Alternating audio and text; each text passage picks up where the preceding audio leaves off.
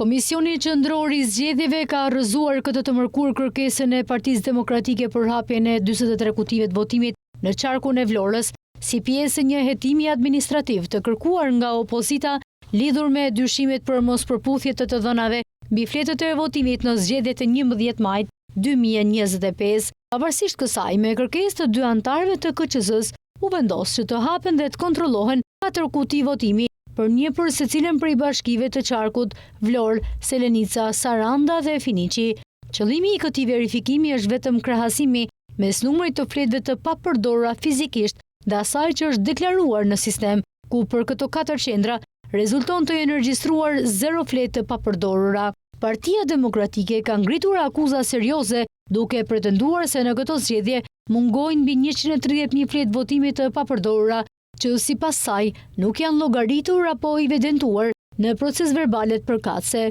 Sipas opozitës ekziston një diferencë e dukshme mes numrit total të fletëve të prodhuara dhe atyre që janë raportuar si të përdorura, të papërdorura apo dhe të dëmtuara. Partia Demokratike kërkoi që kjo çështje të hetohej përmes një procesi të thelluar administrativ nga KQZ, por shumica e anëtarëve të komisionit të rrëzuan këtë kërkesë, duke konsideruar mungesën e provave të mjaftueshme për të hapur më shumë kuti. Ky zhvillim vjen në një klim tensionuar, ku besueshmëria e procesit zgjedhor është vënë në pikpyetje nga opozita, ndërsa maxhoranca dhe institucionet përgjegjëse insistojnë se procesi është zhvilluar në përputhje me ligjin. Partia Demokratike ka paralajmëruar se nuk do të lërë këtë çështje pa u ndjekur deri në fund, duke kërkuar transparencë për atë që e cilëson si manipulim të mundshëm të procesit zgjedhor përmes fletëve të pamenaxhuara në mënyrë të rregullt.